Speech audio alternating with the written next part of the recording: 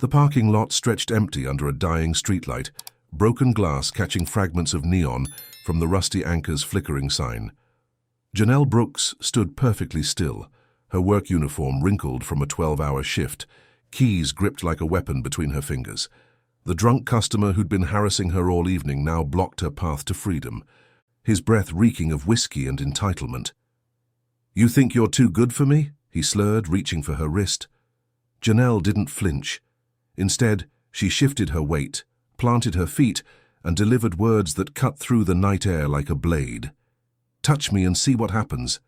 Her voice carried across the lot, not loud, but sharp enough to freeze the man's hand mid-air.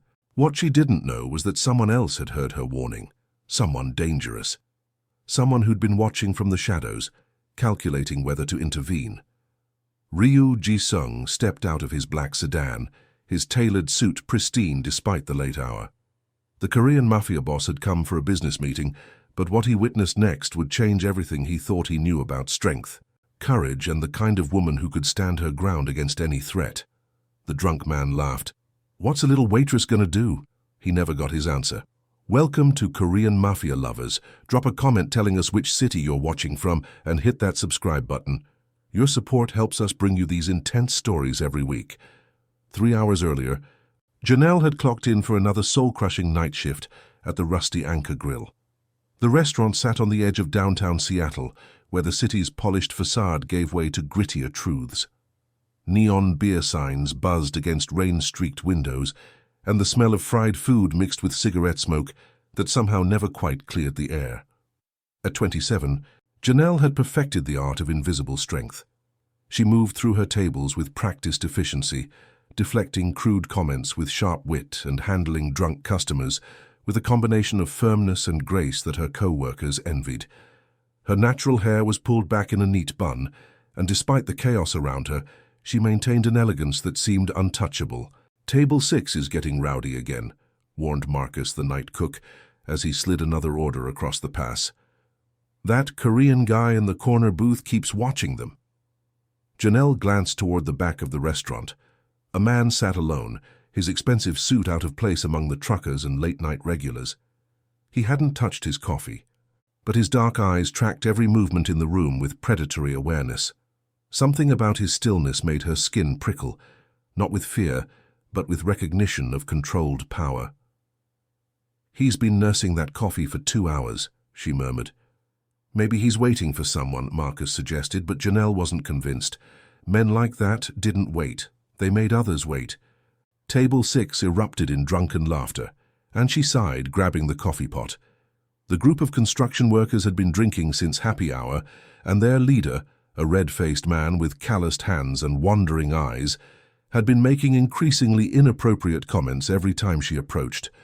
"Well, well, see," he called out as she neared. "Here comes our pretty little waitress. You change your mind about that drink yet, sweetheart?" "Still working," Janelle replied coolly, refilling their cups without making eye contact. "Can I get you anything else?" "How about your number?"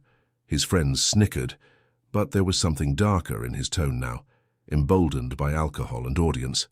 "How about your check?" she countered, pulling the receipt from her apron. His hand shot out, fingers brushing against her wrist. "Come on, don't be like that. I tip real good for friendly service."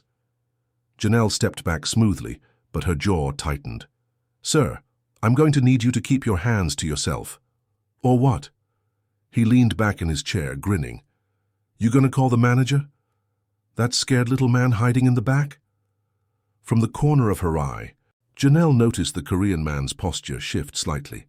Still motionless, but somehow more alert, like a cat that had spotted movement in tall grass. "I don't need to call anyone," she said quietly. "I can handle my own problems." The construction workers' friends exchanged glances. Something in her tone had changed, still professional, but with an edge that suggested she wasn't bluffing. "Feisty," he laughed, but it sounded forced now. "I like that in a woman." Janelle set their check on the table with deliberate precision. "Your total is $43.50, cash or card."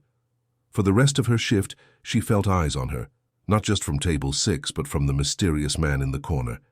He finally left around midnight, dropping a $20 bill on his untouched coffee and nodding once in her direction. The gesture felt like acknowledgement, though of what, she couldn't say. By closing time, the construction crew had settled their tab and stumbled toward the exit, but their leader lingered, pretending to search for his keys while the restaurant emptied. Janelle finished her closing duties with growing unease, hyper-aware of his presence lurking near the front door. "You need me to walk you out?" Marcus offered, but she shook her head. "I'm fine. Go home to your family." She'd been taking care of herself long before tonight, and she wasn't about to start accepting protection now. Her mother had raised her to be self-reliant, and 3 years of nursing school before financial reality forced her into waitressing had taught her that the world didn't owe her anything. But as she stepped into the parking lot at 1:12 a.m., keys ready, jacket pulled tight against the Seattle drizzle, she realized that sometimes the world didn't just ignore you. Sometimes it actively tried to hurt you. The construction worker emerged from behind a pickup truck, no longer pretending to be harmless. His movements were deliberate now, predatory, and he positioned himself directly between her and her car. "Thought you could embarrass me in front of my boys," he snarled. "Make me look like some kind of fool?" Janelle's heart rate spiked, but her mind stayed clear. She catalogued her options. A scream and hope someone heard, run and hope he didn't catch her, or stand her ground and hope her confidence could buy her time. She chose option 3. "I didn't embarrass you," she said steadily. "You did that yourself." He took a step closer, and she could smell the alcohol on his breath, see the rage building behind his bloodshot eyes. This wasn't about attraction anymore. It was about power, about a man who couldn't handle being told no by a woman he considered beneath him. "You think you're better than me?" he growled. "I don't think about you at all," she replied. That's when he reached for her wrist, and that's when she delivered the warning that would change everything. "Touch me and see what happens." What happened next unfolded like a choreographed dance of violence and restraint. The drunk man's hand froze midair as a car door clicked shut across the parking lot. Ryu Jisung emerged from the shadows with the fluid grace of someone who'd spent years learning to move without sound. He didn't run, didn't shout, didn't draw attention to his approach. He simply walked across the asphalt with the kind of measured pace that suggested he had all the time in the world to decide how this encounter would end. Janelle felt the shift in atmosphere before she saw him, the way predators could sense when a larger predator entered their territory. The construction worker's confidence wavered as Jisung positioned himself at an angle that blocked any escape route without appearing threatening. "Problem here?" Jisung asked quietly, his English accented but precise. The drunk man turned, ready with bluster and bravado, but the words died in his throat when he met Jisung's gaze. There was something in those dark eyes that spoke of consequences far beyond a parking lot scuffle, consequences that involved unmarked graves and questions that would never be asked. "No problem," the man mumbled, suddenly eager to be anywhere else. Just leaving." He stumbled toward his truck with the desperate haste of someone who'd just realized he'd wandered into the wrong neighborhood. The engine roared to life, and gravel sprayed as he fled into the night. Janelle stood perfectly still, processing what had just happened. The man who'd intervened wasn't much taller than her harasser, but he carried himself with an authority that made size irrelevant. His suit was expensive, Italian cut, she guessed, and his shoes were polished to a mirror shine despite the wet pavement. "You didn't need to do that," she said finally. "No," he agreed, "but I wanted to." The honesty in his response caught her off guard. Most men would have played the hero, demanded gratitude, or made excuses about duty and protection. This one simply admitted to acting on desire. "Why?" she asked. Jisung studied her face in the dim light, taking in the way she held herself, alert but not afraid, grateful but not dependent. "Because you were handling it yourself, and I was curious to see how—" "And impressive." He paused. Most people freeze when confronted with violence. You calculated. The observation was too accurate to dismiss. She had been calculating. Distance to her car, weight difference between them, whether her keys could be used as weapons. It wasn't fear that had driven her thoughts, but strategy. "You sound like you know something about violence," she said carefully. "I know something about survival." His voice carried undertones of experiences she couldn't begin to imagine. "And I recognize it in others." Before she could respond, 2 black SUVs turned into the parking lot, their headlights sweeping across them like searchlights. Jisung's posture shifted subtly, not alarmed but alert in a way that suggested this wasn't a coincidence. A man in a dark suit emerged from the lead vehicle, moving with military precision. "Boss, we found the leak. The Navarro crew intercepted our shipment. They're demanding a meeting." "Boss!"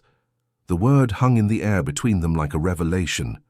Janelle's mind raced, connecting dots she'd been unconsciously gathering all evening.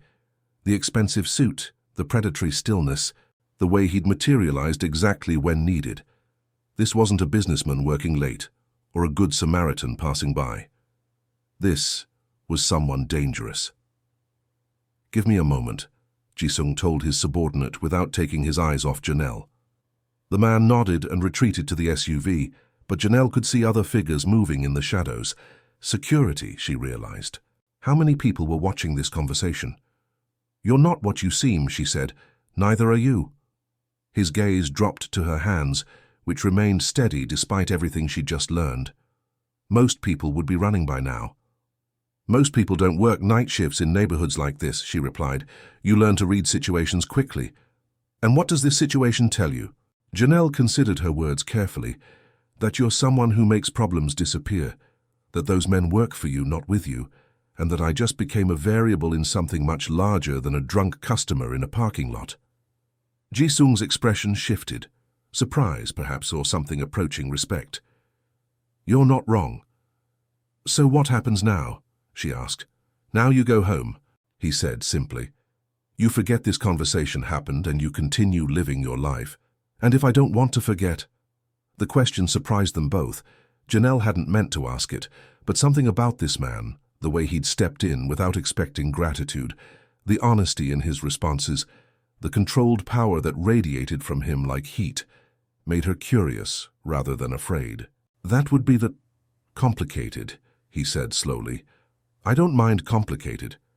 Jisung studied her for a long moment, and she had the unsettling feeling that he was seeing more than she intended to reveal. "You should," he said finally. "My world doesn't leave room for innocence. Good thing I'm not innocent." The words hung between them, charged with implications neither was ready to explore. Janelle had meant them as defiance, but they came out sounding like invitation. Janelle. Her name on his lips sounded different, not the casual familiarity of customers or co-workers, but something more intimate. "You don't know what you're suggesting." "Then tell me." Before he could answer, his phone buzzed. He glanced at the screen and his jaw tightened almost imperceptibly. "I have to go," he said, "but this conversation isn't over." He moved toward his car, then paused. "Be careful going home. Take different routes for the next few days." "Why?" "Because the Navarro crew has eyes everywhere, and they saw me talking to you." His voice carried a weight that made her stomach tighten. "That makes you a person of interest." He handed her a small device, sleek, black, no bigger than a thumb drive. "Emergency beacon. Use it only if you're in immediate danger." "How will you know?" "I'll know." And then he was gone, leaving her standing in the empty parking lot with more questions than answers, and a growing certainty that her life had just taken a turn towards something she couldn't predict or control. As she drove home through the rain-slicked streets of Seattle, Janelle couldn't shake the feeling that she was being watched. Every car behind her seemed suspicious. Every shadow held potential threat. But underneath the paranoia was something else, a thrill she didn't want to acknowledge. For the first time in years, she felt truly alive. 2 days passed in a haze of hyper-awareness. Janelle found herself checking mirrors constantly, varying her routes home, and keeping the emergency beacon within reach at all times. She told herself it was paranoia, but her instincts, honed by years of navigating difficult situations, insisted otherwise. The rusty anchor felt different now, charged with possibility and danger. Every customer who lingered too long, every car that parked outside for more than a few minutes, every unexpected noise from the kitchen made her pulse quicken. She was living on the edge of fight or flight, and the adrenaline was becoming addictive. You're jumpy tonight, Marcus observed as she dropped a coffee cup, the ceramic shattering across the floor. Everything okay? Just tired, she lied, grabbing a broom. Double shifts are catching up with me. But it wasn't exhaustion that had her on edge. It was anticipation. Part of her hoped Jisung would return, while another part prayed he'd stay away. She couldn't decide which impulse was stronger. Her answer came during the dinner rush, when a familiar black sedan pulled into the parking lot. Through the window, she watched Jisung emerge. His movements as controlled as before, but somehow more purposeful. He wasn't here by accident this time. He chose a corner booth, the same one he'd occupied 2 nights ago, and waited. When she approached with coffee and a menu, he looked up with eyes that held secrets she was beginning to want to uncover. "You came back," she said, setting the cup down with steady hands. "I said our conversation wasn't over. And if I said I wasn't interested in continuing it, then I'd respect that decision and leave." His honesty was disarming. "But I don't think that's what you want." He was right, and they both knew it. The past 2 days had been filled with thoughts of him, not romantic fantasies, but something deeper. Curiosity about a man who moved through shadows, who commanded respect with silence, who'd protected her without expecting anything in return. "What do you want from me?" she asked quietly. "I want to know who you are," he said. "Beyond the uniform, beyond the job. I want to understand what makes someone stand their ground when most people would run. And then what? Then we see what happens next." It wasn't a promise or a threat, just possibility, raw and undefined. Janelle felt something shift inside her chest, a loosening of defenses she'd maintained for years. "I get off at 11, she said, before she could stop herself. "I'll wait." The rest of her shift passed in a blur of routine tasks performed on autopilot. She was acutely aware of Jisung's presence, the way other customers seemed to give his table a wide berth without realizing why, the way he observed everything while appearing to do nothing.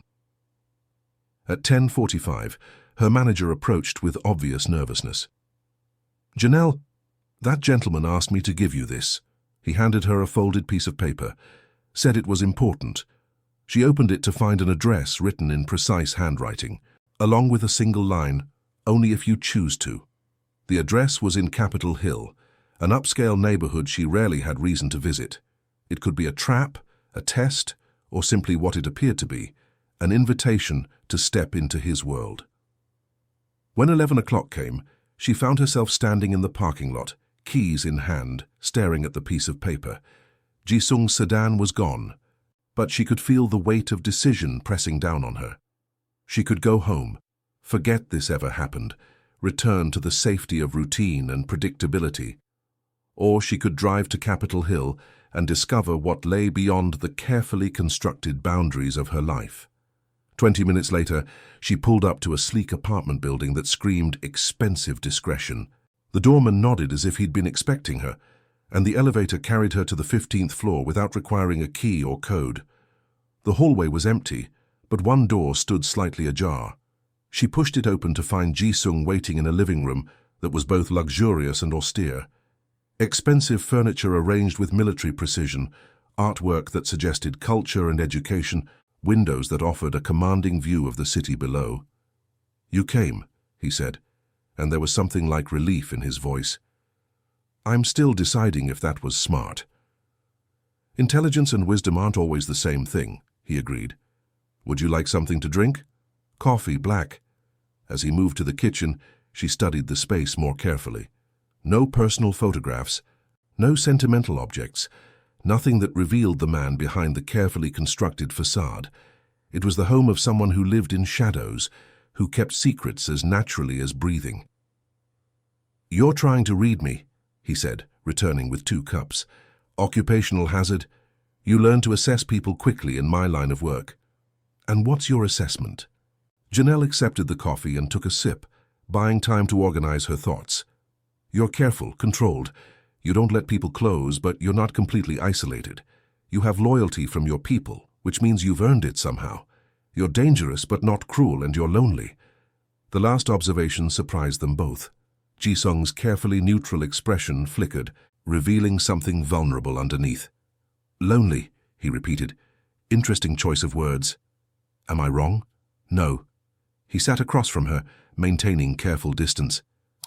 But loneliness is a luxury in my profession. Attachment creates weakness. And yet you invited me here. Yes. His gaze met hers directly, which suggests you're either going to be my greatest mistake or my most important decision. The honesty was breathtaking. Janelle set down her coffee cup and leaned back, studying this man who spoke of violence and vulnerability in the same breath. What exactly do you do? She asked. I solve problems that can't be solved through legal channels. I move things that need to be moved without official oversight. I make arrangements that benefit certain parties while remaining invisible to others. It was the most diplomatic description of organized crime she'd ever heard, but she appreciated his refusal to romanticize or justify it. And the Navarro crew? Competitors who've decided to make things personal. His jaw tightened slightly. They've been targeting my operations, trying to force a war that will benefit no one. Except them. Except them. Janelle absorbed this information, weighing it against everything she'd observed about him. You're not what I expected a crime boss to be like. What did you expect? More ego, more flash, more... She gestured vaguely. Drama. Drama gets you killed in this business, he said simply. Ego makes you careless. Flash attracts attention from people you don't want to notice you. So you stay invisible. I stay effective. They sat in comfortable silence for a moment, the weight of mutual assessment settling between them. Janelle realized she was no longer afraid, not of him, not of the situation, not of the implications of being here. Why me? She asked finally. Because you didn't flinch, he said. Because you calculated instead of panicking. Because you looked at me tonight and saw a person instead of a threat. He paused. And because I've spent 5 years surrounded by people who tell me what they think I want to hear, and you've never done that once. I don't know what you want to hear. Exactly. The simple word carried more weight than any elaborate declaration. Janelle felt something shift between them. Not attraction exactly, but recognition. They were both people who lived carefully, who trusted sparingly, who'd learned to rely on themselves above all else. This is dangerous, she said. Yes. For both of us. Yes. And you're okay with that? Jisung leaned forward slightly, and for the first time since she'd met him, his careful control slipped just enough to reveal the man underneath. I've been safe for 5 years, he said quietly. Safe and empty, and going through motions without meaning. If danger is the price of feeling something real again, he shrugged, maybe it's worth paying. Before she could respond, his phone rang. He glanced at the screen and his expression hardened. I have to take this, he said, but something in his tone made her stomach clench. He answered in rapid Korean, his voice sharp with authority and growing anger. Even without understanding the words, she could hear the urgency, the barely controlled fury building in his responses. When he hung up, his face was carved from stone. What's wrong? She asked. The Navarro crew just hit one of my warehouses, he said. 3 of my men are in the hospital, and they left a message specifically mentioning the pretty waitress I've been seen with. The blood drained from Janelle's face. They know about me. They know I've shown interest in you, which means you're now a target. He stood, pacing to the window with predatory restlessness. I should have stayed away. I should have... Stop! Janelle's voice cut through his self-recrimination. I made the choice to come here. I knew the risks. You couldn't have known this. Maybe not the specifics, but I knew getting involved with you meant stepping into something dangerous. She stood as well, moving to face him. I'm not a victim, Jisung. I'm a participant. He turned to look at her, and she saw something in his expression that made her breath catch. Not just desire, but need. Raw, desperate need for someone who could stand beside him instead of behind him. They'll come after you, he said quietly. Then we make sure they regret it. The words surprised her as much as they did him, but once spoken she realized she meant them completely. She was tired of being careful, tired of playing it safe, tired of living a life that felt like waiting for something better to begin. We? He asked. We? she confirmed, "unless you think I can't handle it." For the first time since she'd met him, Ryu Jisung smiled. Not the careful, controlled expression he wore like armor, but something genuine and fierce and full of possibility. "I think," he said, "you might be the most dangerous person I've ever met." And Janelle realized that might be the best compliment she'd ever received. The attack came at dawn. Janelle woke to the sound of shattering glass in her studio apartment, followed by the heavy thud of boots on hardwood floors. She rolled out of bed instantly, muscle memory from childhood fire drills and adult caution taking over. The emergency beacon Ji-sung had given her was already in her hand as she pressed herself against the wall beside her bedroom door. 3 men, maybe 4, moving with purpose but not stealth. They wanted her to know they were there. "We know you're here, pretty girl," a voice called out in accented English. "Your boyfriend isn't coming to save you this time." Janelle's thumb found the beacon's activation button, but she hesitated. Using it would bring Ji-sung and his people, but it would also confirm everything the Navarro crew suspected about their connection. Once she pressed it, there would be no going back to her old life. The sound of furniture being overturned made the decision for her. She pressed the button. "Bedroom's back here," another voice said, closer now. "Boss wants her alive, but he didn't say anything about undamaged." Janelle looked around her small bedroom for anything that could serve as a weapon. A baseball bat from her college softball days stood in the corner. She grabbed it, testing its weight. Not ideal against armed men, but better than nothing. The door exploded inward. The first man through was built like a linebacker, all muscle and swagger. He saw the bat in her hands and laughed. "You gonna hit me with that, little girl?" "If you're lucky," Janelle replied, shifting her grip. He lunged forward, expecting easy prey. Instead, he met a woman who'd grown up in neighborhoods where you learned to fight or learned to run, and running had never been her style. The bat connected with his kneecap with a crack that echoed through the apartment. He went down hard, screaming, and Janelle was already moving, using his falling body as a shield against his partner's reaching hands. "Bitch broke my leg," the first man howled. "Should have stayed in bed," she panted, backing toward the window. The second man was smarter, more cautious. He pulled a gun, keeping his distance. "Drop the bat," he ordered. "No. Drop it, or I'll shoot you in the leg and carry you out anyway." Janelle weighed her options. The window was too high to jump from safely, the door was blocked, and a baseball bat was useless against a gun, but surrender wasn't in her vocabulary. "You want me alive," she said. "Your boss was very specific about that. Alive doesn't mean unbroken."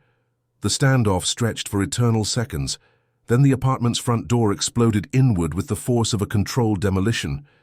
Ji-sung entered like a force of nature, flanked by 2 men who moved with military precision. The gunman spun toward the new threat, and in that instant of divided attention, Janelle swung the bat at his wrist. The gun went flying, and chaos erupted. What followed was violence choreographed by professionals. Ji-sung's men handled the intruders with efficient brutality, while Ji-sung himself moved directly to Janelle, his hands framing her face as he searched for injuries. "Are you hurt?" His voice was tight with barely controlled fury. "I'm fine." She was breathing hard, but steady. "How did you get here so fast?"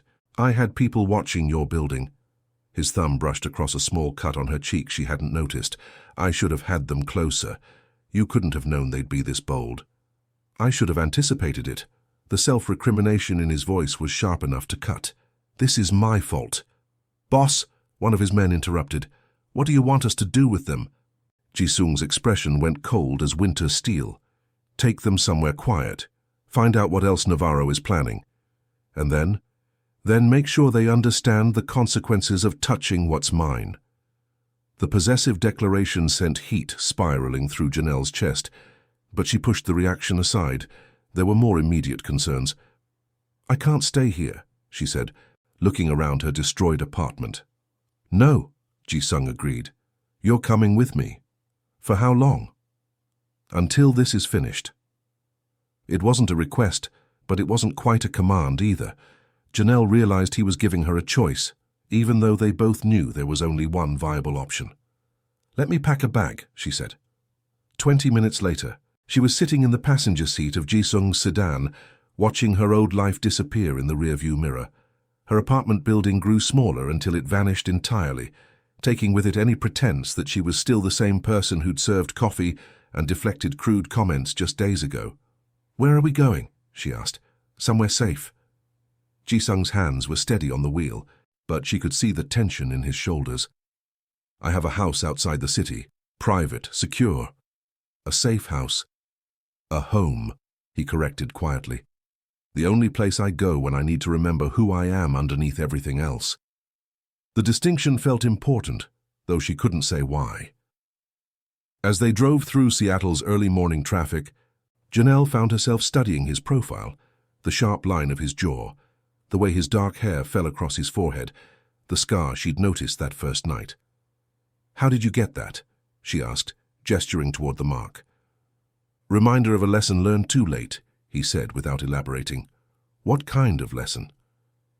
"That trust is a luxury that can get you killed." He glanced at her. "Present company accepted. How do you know you can trust me? Because you had a chance to run and you stayed to fight instead." His voice carried a note of something like wonder. "Because you pressed that beacon, knowing it would change everything. And you did it anyway." They drove in comfortable silence after that, the city giving way to suburbs, then to wooded hills that rose like green walls on either side of the winding road. The house, when they finally reached it, was nothing like his sterile apartment. It was modern but warm, glass and wood and stone, blended into something that felt organic, like it had grown from the hillside rather than being imposed upon it. "It's beautiful," Janelle said, as they pulled into the circular drive. "It's peaceful," Ji-sung replied. "Or it was until now." "Regrets already?" "No." He turned off the engine and looked at her directly. "But bringing you here changes things. This place has been separate from my work, from the violence, from all of it, now. Now it's compromised, now it's shared." The correction was soft but significant. "I've never brought anyone here before." The weight of that admission settled between them as they walked to the front door. Inside, the house was as carefully curated as his apartment, but warmer, books on the shelves, art that looked chosen for love rather than status, windows that framed views of forest and sky. "Guest room is upstairs," Ji-sung said. "First door on the right. You should rest." "What about you?" "I have calls to make, plans to adjust." His expression hardened. "The Navarro crew just escalated this beyond business. That requires a response." Janelle caught his arm as he turned away. "What kind of response?" "The kind that ensures they never threaten you again." "Ji-sung." She stepped closer, close enough to see the gold flecks in his dark eyes. "Don't do anything you can't come back from." "I crossed that line years ago," he said quietly. "Not with me, not for me." Her voice was fierce. "I won't be responsible for you becoming someone you hate." Something shifted in his expression.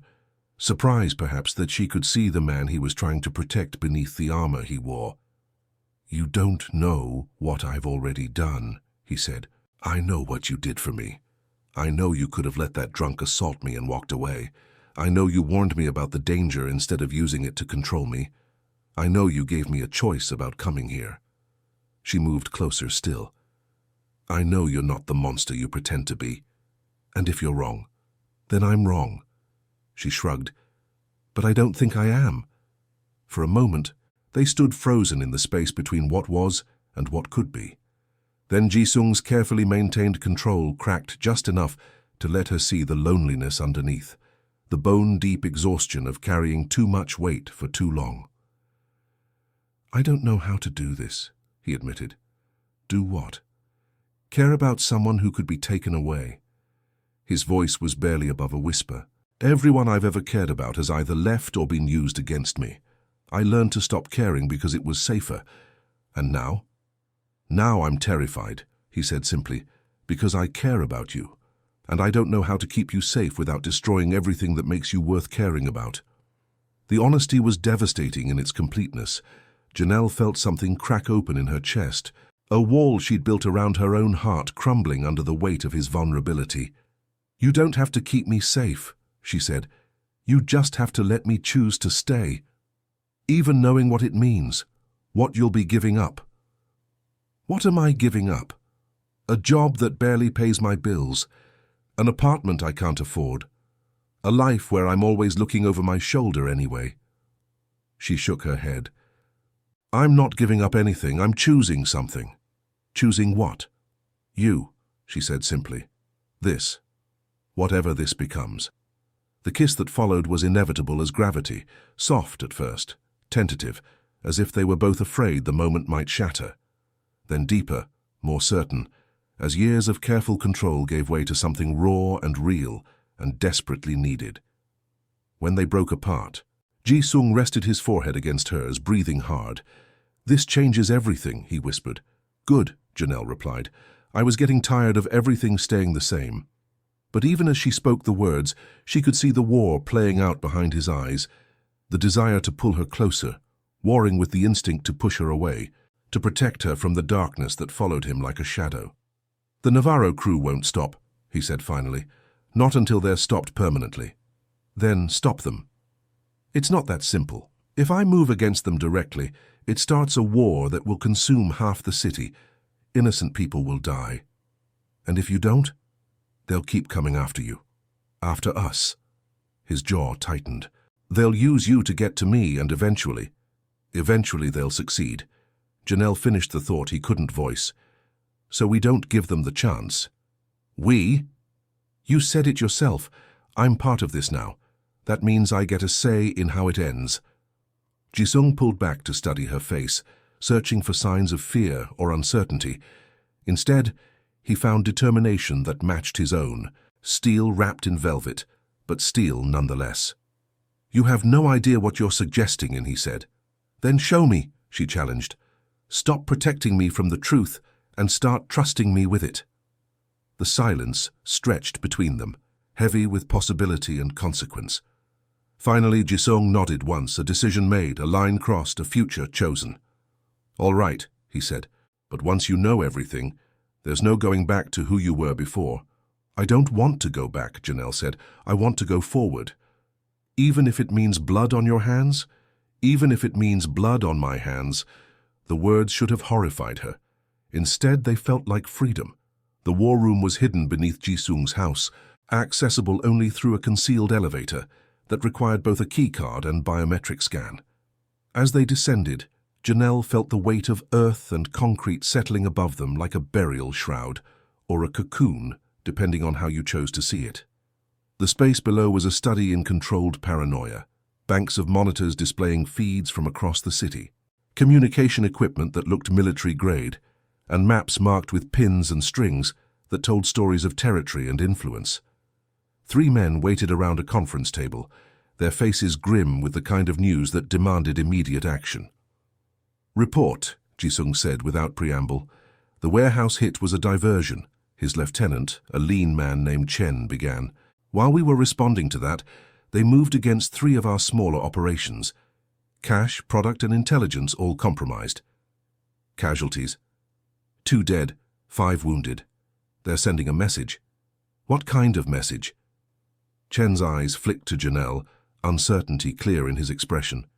Ji-sung noticed the hesitation. She stays, he said simply. She's part of this now. Boss, with respect. She stays, Ji-sung repeated, his voice carrying the kind of authority that ended discussions. Continue. Chen nodded reluctantly.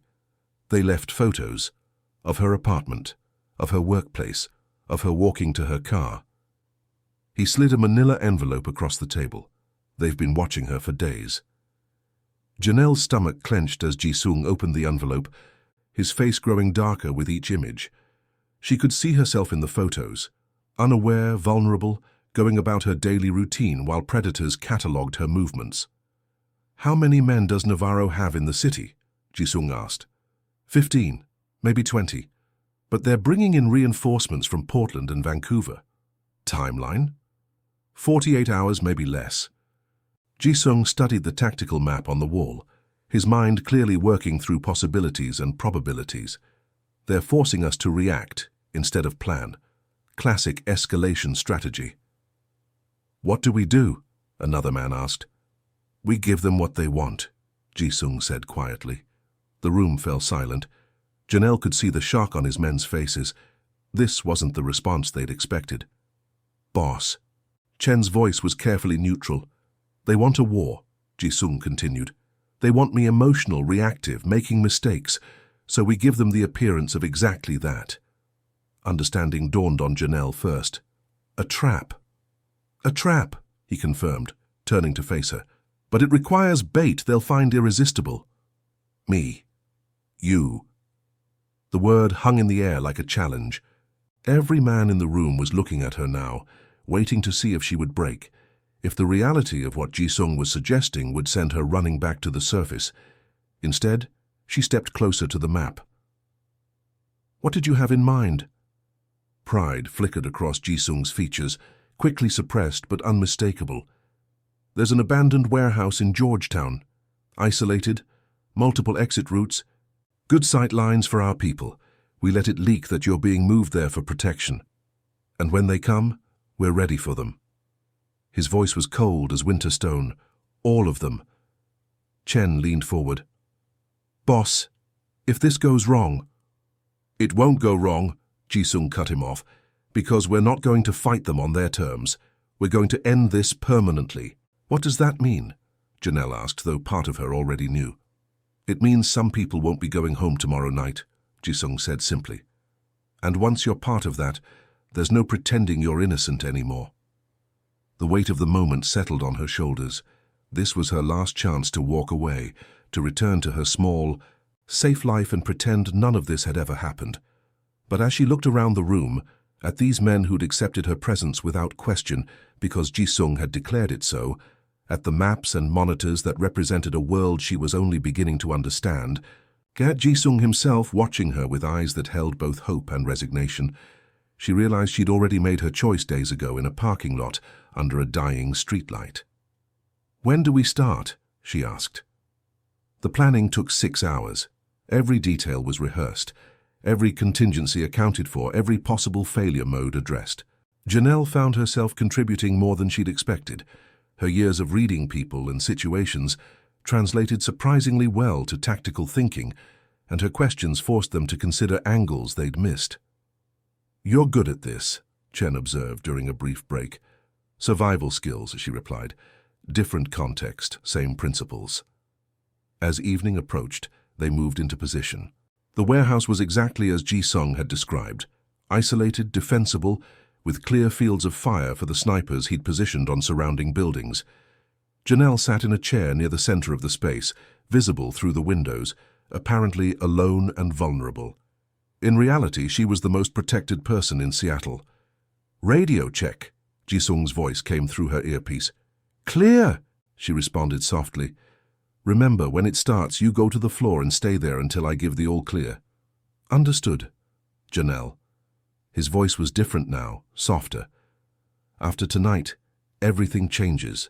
Are you sure about this?" She thought about her apartment destroyed, her job abandoned, her old life already gone beyond recovery. Then she thought about the man who'd stepped out of shadows to protect her, who'd trusted her with his secrets, who'd given her a choice even when there was really only one option. "I'm sure," she said. "Good." A pause. "Don't," she interrupted gently. "Say it after, when we're both still alive to mean it." She could hear his quiet laugh through the radio. "Deal." The attack came at 11:47 p.m. Janelle heard the vehicles before she saw them, 3 SUVs moving fast, engines roaring in the industrial quiet. She forced herself to remain seated, to look frightened but not prepared, even as every instinct screamed at her to move. The first men through the door moved with military precision, but they were focused on her, not on the shadows where death waited patiently. She counted 8, then 10, then 12 armed figures spreading through the warehouse. "Now!" Ji-sung's voice was barely a whisper. The lights went out. What followed was chaos orchestrated by professionals. Muzzle flashes strobed in the darkness, shouts echoed off concrete walls. And the Navarro crew discovered too late that they'd walked into a killing ground designed specifically for them. Janelle pressed herself flat against the floor, covering her head as bullets whined overhead. The firefight lasted less than 3 minutes, but it felt like hours. an eternity of violence that would reshape everything that came after. When the shooting stopped, emergency lighting flickered on, revealing a scene from a nightmare. Bodies lay scattered across the warehouse floor, and the metallic smell of blood hung heavy in the air. "Clear!" someone called out. "Clear!" came the response from multiple positions. Jisung appeared at her side, helping her to her feet, with hands that shook almost imperceptibly. "Are you hurt?" "No." Her voice was steadier than she'd expected. "Is it over?" "It's over," he confirmed, but his expression was grim. Navarro himself wasn't here. He sent his soldiers but stayed safe. So this was just the opening move? "No," Jisung said quietly. "This was checkmate. He just doesn't know it yet."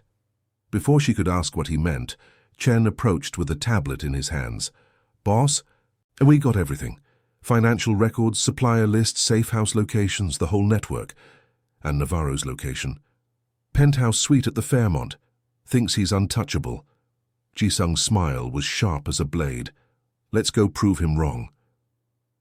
The final confrontation took place in luxury that seemed obscene after the warehouse's industrial brutality. Navarro's penthouse was all marble and gold, crystal and silk, the kind of wealth that insulated its owner from the consequences of his actions. Until tonight. They found him in his study, surrounded by the trappings of power but stripped of the illusion of safety.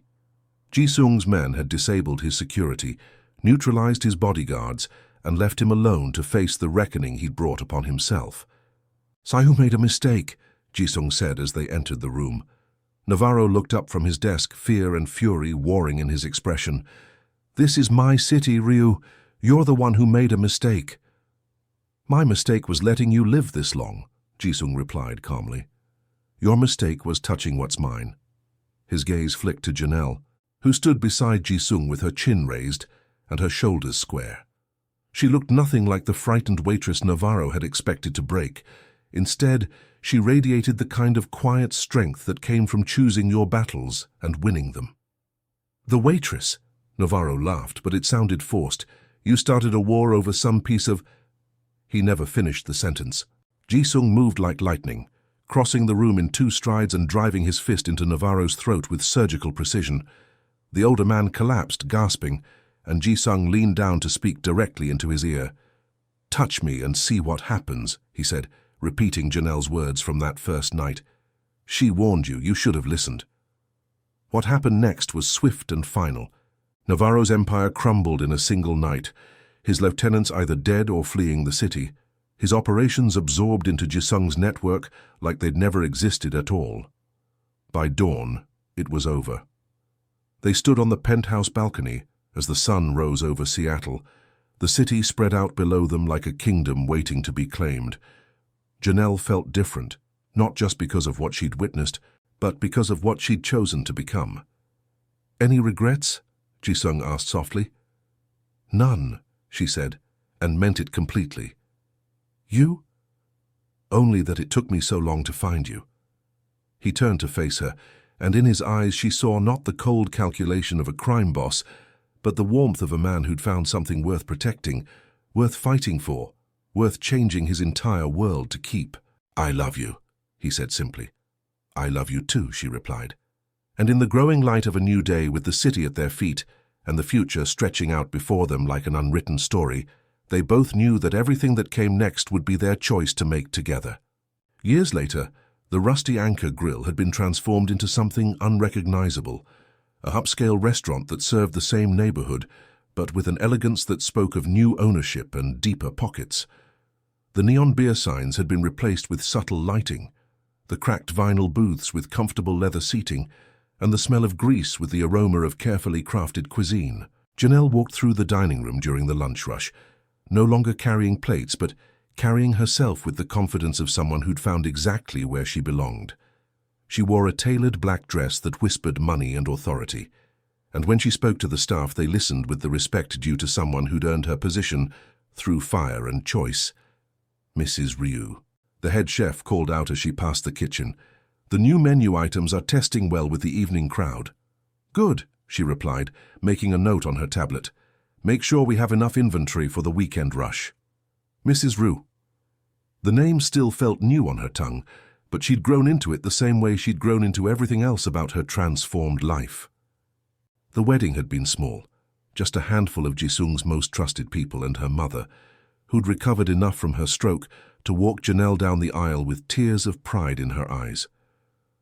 Her mother didn't ask too many questions about how Janelle could suddenly afford the best medical care money could buy, or how she'd acquired a restaurant seemingly overnight. Some truths were better left unspoken, and some gifts were better simply accepted with gratitude. "Boss lady," Marcus called out from behind the bar, the same Marcus who'd worked the night shift at the old Rusty Anchor, now head bartender at the new establishment. "Your husband's here." Janelle looked up to see Ji-sung entering through the front door, still wearing the expensive suits that had first marked him as dangerous, but moving with the relaxed confidence of a man who no longer had to look over his shoulder every moment of every day. The Navarro threat had ended that night in the penthouse, but it had taken months to fully consolidate the territory, to establish new relationships, to build something stable from the chaos they'd created. Through it all, Janelle had been beside him, not as decoration or weakness, but as partner and equal, her strategic mind and unshakable nerve proving as valuable as any weapon in his arsenal. "How was the meeting?" she asked as he approached. "Productive," he said, leaning down to kiss her cheek. "The Portland families have agreed to the new territorial arrangements. No more conflicts over shipping routes. And the Vancouver situation? Resolved. Chen handled it exactly as we discussed. They spoke in code even now, even in their own restaurant, but it was the comfortable shorthand of people who understood each other completely. The violence hadn't ended. It never would, not entirely, but it had become manageable, controlled, directed towards specific ends, rather than chaotic destruction." "Good," Janelle said, "because I have news." Something in her tone made Ji-sung's attention sharpen. "What kind of news?" She smiled, the kind of smile that held secrets and promises and futures they'd only dreamed about. The kind that means we'll need to start thinking about college funds. For a moment, Ji-sung stood perfectly still, processing what she'd just told him. Then his face transformed, not into the cold mask he wore for business, but into something radiant and vulnerable and completely human. "Are you sure?" he asked softly. "Very sure." She placed his hand on her still flat stomach, about 12 weeks along. 12 weeks? His voice cracked slightly. "Why didn't you tell me sooner?" "Because I wanted to be certain, because I wanted to make sure everything was stable first, because—" She paused, searching for the right words. "Because I wanted to choose the moment when we could be happy about it, without worrying about everything else." Ji-sung pulled her into his arms, holding her like she was made of spun glass and infinite strength all at once. Around them, the restaurant continued its lunch service, staff moving efficiently through their routines, customers enjoying meals they'd never know were served in a place built on blood and choice and love that had conquered everything thrown against it. "I love you," he whispered into her hair. "I love you too," she whispered back. And as they stood there in the middle of their transformed world, surrounded by the life they'd built from ashes and determination, Janelle thought about that night in the parking lot when she'd warned a stranger to touch her and see what happened. What had happened was everything. What had happened was exactly what she'd chosen. What had happened was the beginning of a story that would never end, no matter what challenges the future might bring. Because some warnings, when heeded, become invitations, and some invitations, when accepted, become forever. Thank you for staying until the end. Korean Mafia Lovers has many more passionate and dangerous stories waiting for you. Subscribe to the channel and help us create even more incredible content. Your support makes all the difference in bringing these intense love stories to life.